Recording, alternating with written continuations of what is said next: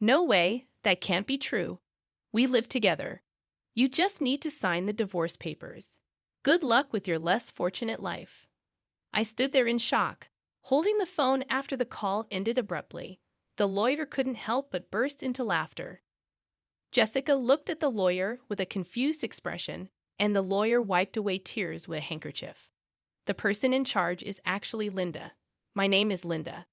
I've been married to my husband, Mike, for 2 years. We don't have kids. Both of us work and are so busy that we often work on weekends. We hardly have time for long talks, leading to a life of passing each other by.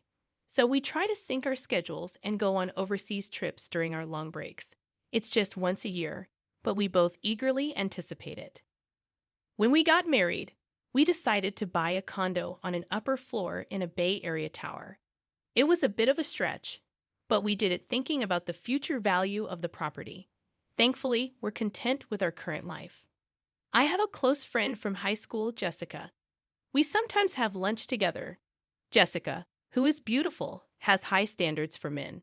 She's not married yet, but really wants to be. She's always searching for well-educated, high-income men on dating apps, especially. She won't compromise on income. One day, I was having lunch with Jessica at a cafe near a park. We've been together since high school and university, even sharing the same classes. That's why we've consulted each other about various things. As a result, we know quite a bit about each other's dating histories and preferences. During our student days, we shared both fun and sad times. Those are good memories. Now, ever since I married Mike 2 years ago, our schedules have gotten busier, and our time together has decreased significantly. We only manage to meet a few times a year, if that. Hey, can I visit your condo next time? Jessica suddenly asked. Jessica had never been to my place before. On the weekend, she came over, and even through the intercom, I could sense her amazement at the entrance. Jessica kept saying, "This is amazing." The moment I opened the front door, she looked impressed. "Wow, this place is like a mansion, and that elevator right up was so long." I chose a spacious upper floor condo as a once-in-a-lifetime purchase. It's even more spacious than a house without compromising. It's beautiful, truly incredible. Jessica looked around, turning her head in every direction. Great location and an upper floor in a high-rise like this must have cost a pretty fortune, she asked with a sly smile. Yeah, it's what you'd call a $1 million condominium. It has great security too. Look here. Jessica cut me off, reacting only to the term $1 million condominium. Right, it must be over $1 million. Your husband must be making a lot, she said, eyes wide with astonishment. That was so like Jessica, always having high standards for men, especially regarding their income. Mike's salary is quite high for his age, I guess, I said vaguely. I felt it was tacky to be too explicit. Huh. She had a look that seemed to have some ulterior motive. Jessica said, "Can I use your bathroom?" and left the living room. I told her where the bathroom was and then started preparing tea in the kitchen, concerned about Jessica, who was taking a while to return. I was about to head to the bathroom when she came back, just replying to an email. Jessica doesn't usually make excuses like that.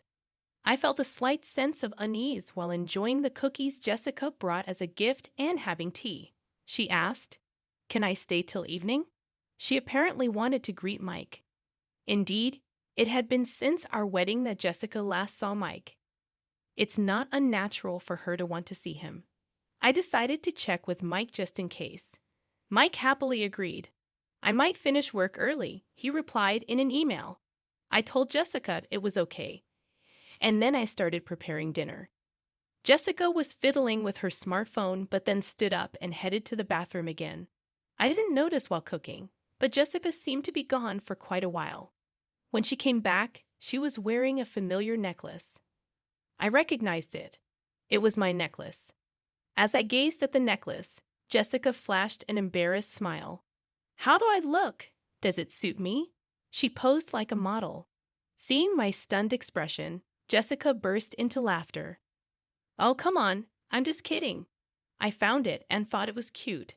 It must have been super expensive, right? A premium piece for sure." Jessica rambled like a child trying to excuse a misdeed. That's a gift for Mike. Wow, he must be really wealthy to afford something like this, Jessica sighed. But more importantly, that necklace was stored in the closet in the bedroom. Jessica must have pretended to go to the bathroom, and instead went to the bedroom, peeking into the closet. That's what it seemed like. I couldn't believe her actions. However, I didn't want to come off as petty, so I simply emphasized that it was a precious item. Taking advantage of my lack of reprimand, Jessica made an outrageous request. Can I borrow this necklace for a while? I was speechless and fell silent. I've got a date with a doctor I met on a dating app. I want to wear it for that, she pleaded, joining her hands together as if praying. Reluctantly, I decided to lend it to her. All right, but take good care of it. Like I said earlier, it's a gift from Mike. As soon as Jessica knew she could borrow it, she smiled and began caressing the necklace. Of course, I understand. She seemed to pay no mind to my words. When I finished the meal prep, I pretended to go to the bathroom to check the bedroom. Sure enough, the closet in the bedroom and the chest beside the bed weren't fully closed. Jessica must have opened every drawer and door she could find. There were fingerprints on the jewelry, watches, and precious metals. Jessica might have touched things, but probably didn't intend to borrow them. The shoes seemed to have been forced on, and the heels were misshapen. This was clearly going too far. I returned to the living room and confronted Jessica. You touched various things in the bedroom, didn't you? The shoes were misshaped, and there were fingerprints on the watch. Instead of showing remorse, Jessica puffed out her cheeks a bit. Please don't do that again. She returned to her normal expression and apologized, saying sorry. I didn't want to dwell on this and risk straining our friendship, so I decided to just lightly laugh it off. That's when Mike came home, holding a box of cake. Mike and Jessica saw each other for the first time since our wedding. It was awkward at first, but they gradually warmed up to each other, making for a lively dinner. By the time we ate the cake Mike brought, they were chatting like good friends. While I was clearing the dishes and washing up, they were laughing together.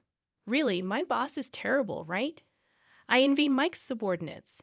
Mike was grinning, eyes crinkling with laughter. That's not true. I was a bit bothered by Jessica casually touching Mike. But at the time, I thought it was better than them being distant.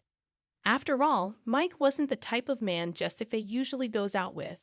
About a month after Jessica's visit, Mike's behavior started to change. He spent more time on his smartphone, which he usually didn't do much. He often seemed distracted when I talked to him and asked me to repeat myself. He always carried the phone with him, even taking it to the bathroom. It was an obvious change. It seemed I had become a cheated-on wife. I thought about checking Mike's phone once, but I was reluctant to even touch it. Conversations between Mike and me at home became increasingly rare. Mike started working on weekends much more. He was hardly ever at home on weekends. Originally, we barely saw each other on weekdays, but now not seeing each other on weekends too. It's like we're living separately within the same house. Moreover, we started sleeping in separate bedrooms under the pretext of his tiredness. I was vaguely thinking about divorce or separation when I found divorce papers on the living room table. Upon closer inspection, Mike had already signed the divorce papers. Though I had suspected it, actually seeing it still shook me. With trembling hands, I called Mike. I just got home and saw it on the table. What does this mean exactly? What it looks like? I want a divorce. I pressed Mike for a proper reason. I've fallen in love with someone else. It's not an affair. I'm serious, Mike said. It was obviously nothing but cheating. Then I heard a familiar female voice on the phone. It was Jessica. Well, it was what I had expected. I'm dating Mike. I even want to marry him. Though I had suspected it, hearing it confirmed made my heart race and brought on a cold sweat. I fell for Mike the moment I saw him at your house. We exchanged contact details and started messaging. One thing led to another, and here we are. Jessica's way of talking had become crude. Maybe this was her true nature. Mike says there's nothing left to talk about. Can you just sign the divorce papers and send them off? I want to talk things over, so please tell Mike to come home. Once eh? No way, we're living together now. You just need to sign the divorce papers. Good luck with your poor life. Standing dumbfounded with the abruptly ended phone call in hand, I couldn't move for a while. After that, sleepless nights continued for me. Mike didn't come home. I couldn't bring myself to touch the divorce papers lying on the living room table. They just remained there untouched. Furthermore, Jessica kept sending me multiple photos of her and Mike together, flaunting their relationship. It must be an intimate relationship, but what kind of harassment is this? My mental health deteriorated, and my complexion worsened. Sometimes I become vacant even during the day. Concerned people around me strongly suggested I go to the hospital, and I ended up being somewhat forcibly taken for treatment. Taking medication, I managed to regain some peace, and I started to be able to sleep. I could somehow go to work. But then an unbelievable incident happened. When I returned from the hospital, something felt off inside the room. Going to the bedroom and opening the closet, I found that bags and jewelry were missing. The count of jewelry watches in the chest was off too. There was only one person who could do this. Why would she do something like this? What had I ever done to her? My insomnia relapsed, and sleepless nights continued, leaving me stumbling through my days. During counseling at the hospital, when I mentioned the theft at home, I was strongly advised to consult a lawyer. I promptly contacted the company's lawyer and set up an appointment. The lawyer asked me first, "What would you like to do?" "I'll get a divorce. I want those two to face proper consequences." I answered immediately, surprising even myself. Just a little while ago, I was wondering what to do. I couldn't believe how easily those words came out of my mouth. Perhaps I really wanted to punish them after being tormented so one-sidedly. It was just about getting back at them. Now, a week later, I received a message from Jessica. I had sent her a certified letter. "Hey, what are you thinking, sending a certified letter to my workplace?" Jessica sounded pretty angry, her voice filled with rage. "You must have expected at least this much. Anyway, I'm leaving everything to my lawyer now." I hung up the phone. Jessica called several times after that, but I ignored all of them. Then Mike called. I had sent a certified letter to his parents' house. Apparently, his affair being exposed at home caused a huge uproar. I wanted to burst out laughing at his self-inflicted predicament, but managed to restrain myself. Feeling that leaving it all to the lawyer wouldn't be enough to calm my feelings, I decided to confront them both. I would denounce them thoroughly on the spot. The lawyer arranged the date and time, and we decided to have the discussion at the law office. A few days later, the two reluctantly showed up at the law office. I thought they would bring their own lawyer, but it seemed they came alone. Jessica stormed into the office, flinging the door open. Mike followed, looking uncomfortable. "Finally, we meet, you coward." Jessica made no effort to hide her anger, but Mike stepped forward, trying to calm her down. "Well, you've been running away all this time. Our wedding's been delayed because of you." Jessica looked like she might throw her bag at me any moment. Mike was desperately trying to hold her back. As I watched them with a pitiful feeling, the lawyer nodded at me. "Please calm down. If any violence or abusive language occurs, we will immediately call the police." Understood. The mention of the police made Jessica stiffen.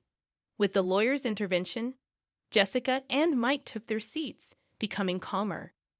We sat across from each other at the office table, ready to start the discussion. "Mike, you're seeking a divorce, correct?" Jessica was sitting heatedly, while Mike slumped, looking small. "We agree to the divorce. However, since your relationship is adultery, we will ask for alimony. Is there any significance to this?" Mike's face clouded over. "I'll agree to the divorce, but once the alimony is paid, don't contact us ever." I quietly nodded in agreement. Jessica looked displeased. Maybe she expected more resistance from me. When the lawyer began discussing the alimony amount, Jessica snapped. I said any amount is fine. "We have plenty of money." Jessica sat arrogantly with her arms crossed. The lawyer looked at her with interest, saying, "Oh yes, didn't he research? Mike is the president of a jewelry company with a yearly revenue of $2 billion. Mike looked up frantically, trying to restrain Jessica's arm. Jessica, her face flushed, continued excitedly. Alimony for an affair is nothing to us. I'll even give a proper share of the property. Mike was trying hard to calm her down. Jessica shook off his hand and continued, You can barely make ends meet on your salary, right? She scoffed with a laugh. The lawyer burst into uncontrollable laughter. Jessica looked at him with a puzzled expression. The lawyer wiped tears with a handkerchief. Actually, the president is Linda. Jessica was dumbstruck, her mouth hanging open. Mike hung his head, his body trembling slightly. Mike is just an ordinary employee with no position at Linda's company. I am Linda's corporate lawyer. Jessica started laughing loudly. What are you talking about? Are you really a lawyer? Can lawyers lie? The lawyer calmly replied, Why not ask Mike next to you if what I said is a lie? Meanwhile, Mike just bit his lip, looking down. Growing anxious, Jessica grabbed Mike's arms and began shaking him. You said you were the president of a $2 billion jewelry company. That's not a lie, right? Mike remained silent, covering his face with his hands, uttering inaudible moans. Jessica, growing more desperate, gripped his arms tighter, repeatedly asking, Answer me. It's not a lie, right? Mike finally whispered in a raspy voice, I'm sorry. The room fell into deep silence. Jessica's strength seemed to leave her body, and she let her hands that were gripping Mike fall limply. You said you were the president of a company making $2 billion a year, she muttered to herself. Mike's single apology had plunged Jessica into despair. She stood up, trembling. It's a lie, right? There's no way you're the president. Jessica pointed at me accusingly. Why didn't I know about this after all we shared? I spoke to Jessica calmly, as if guiding her. Just because we're close friends doesn't mean I tell you everything, especially since you were so fixated on money. I had no intention of telling you. I looked Jessica straight in the eyes without averting my gaze. Jessica seemed to lose all her energy and slumped down. Then that house, of course. The house is in my name, so Mike will be the one leaving. Jessica fell silent, and Mike continued to hold his head. Mike probably didn't want to come here. He knew this would happen. But if he didn't come here, things would be worse. It's hell either way for him now.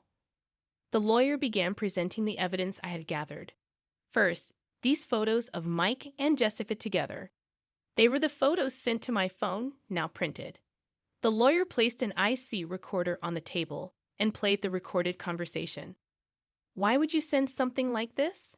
I just wanted to share our happiness with you. Jessica's voice filled the room while Mike seemed to be holding back tears. Hey, still clinging to the past. I want a divorce. I know what you're clinging to. It's Mike's income. He's the president of a $2 billion jewelry company, right? You hid it because you thought I might take it. Jessica, perhaps embarrassed, covered her face with her hands. Hurry up and divorce and leave that condo. It'll be mine soon. Too bad Mike didn't come back to you. I'll give you as much alimony as you want. Poor thing, your aim was the money, not Mike. I'm speechless at how you've been deceived, Mike. Mike looked down, tears spilling onto his pants. Mike and Jessica fell silent. Do you think this is over? The lawyer asked. What else is there, Jessica? You broke into the house when Linda wasn't there and stole several items, didn't you? I felt relieved at the lawyer's calm demeanor. Mike looked shocked, apparently unaware of this. Hey, what's this about stealing? Jessica bit her lower lip, her hands shaking. No, not me. I don't know anything. The lawyer placed a tablet on the table and played a video. It showed Jessica sneaking into the bedroom, taking bags and jewelry, and stuffing them into her bag. Jessica stared wide-eyed at the footage. What is this? Why are you recording me? Isn't this illegal surveillance? Mike covered his face with his hands. Inside our house always had security cameras. Why didn't you tell me that earlier? Who would think you'd break in to steal? I felt a headache coming on from their foolish exchange. And you used my key without permission. I wanted those things. It's your fault for not buying them for me. The two began arguing, ignoring us. The lawyer and I could only look on in disbelief. Please save your arguments for later. Regarding this theft, we will be filing a police report. Jessica seemed to panic at the mention of the police. The police? That's a bit much, isn't it? I just borrowed something from a friend. I never gave you permission to borrow anything. I spoke to her calmly. Besides, you're not a friend or anything. You were just a classmate. That's why I'm filing a police report. Jessica seemed to realize she was defeated, and her attitude became sullen. Don't say that. I'll pay for it. I'll compensate. Just please don't call the police. Jessica started to kneel and apologize. I looked down at her and said coldly, "You're going to compensate. The value of what you stole is more than your annual income."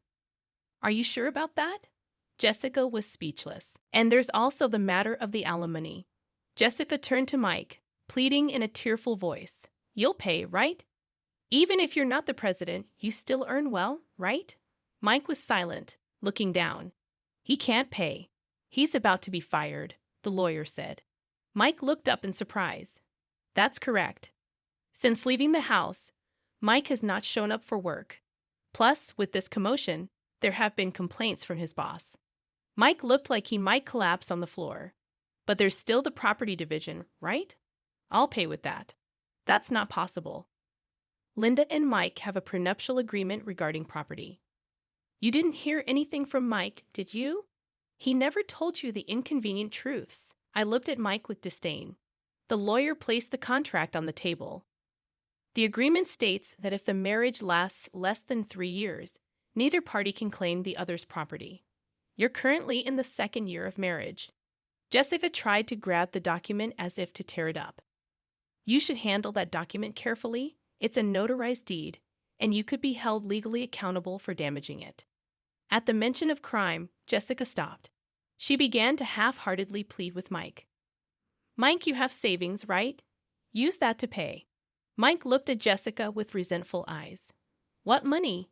You always wanted sushi, steak, this, that. There's no way I have any savings left. It appears that way, and it seems he has debts from unsavory sources. Jessica's shoulders slumped. It's a pitiable sight. The glamorous appearance that used to make men turn their heads is nowhere to be seen. But this is the result of the seeds she herself sowed. The two sat looking haggard and lost, muttering, "This wasn't supposed to happen, and what will I do now?" I decided to leave the rest to the lawyer and stood up to leave. Jessica, money isn't something you steal from others. It's something you earn through effort. After that, the divorce went through smoothly. I sent all of Mike's belongings back to his parents. His parents kept apologizing to me and even sent a letter of apology. Jessica was interrogated by the police for illegal entry and theft. My police report led to an investigation, and Jessica was arrested after admitting her guilt. Half of the stolen items had been sold, but I got the rest back. Despite the maliciousness of her actions, her show of remorse and intent to compensate suggested she might receive a suspended sentence. However, Jessica had other crimes. It was revealed that she had been stealing from men she met on a dating app. This meant she would likely face a prison sentence. No wonder she reacted so strongly to the mention of the police and crime. Mike couldn't live in Jessica's apartment and moved to an old apartment on the outskirts of town. He's looking for a job, but his unexplained absences and poor attitude at his last job make it hard for him to get hired. He's getting by with day labor for now. I receive regular updates on their situations from the lawyer. After the divorce, I threw myself into work. Now I'm expanding our company's jewelry line to Europe. The idea came after a trip to Europe I took as a break after the divorce. I had the chance to drink wine with the owner of a jewelry store in France. During that time, I spoke fervently to the owner about jewelry designs. At that time, the owner and I hit it off, and he agreed to showcase my company's jewelry in his store. The owner is a wonderful man who, perhaps because of his own divorce history, understands my heartache. To be honest, I'm focusing on sales in France to see him. It might be mixing business with pleasure, but I think I've earned this perk after all I've been through. That's how hard it was for me.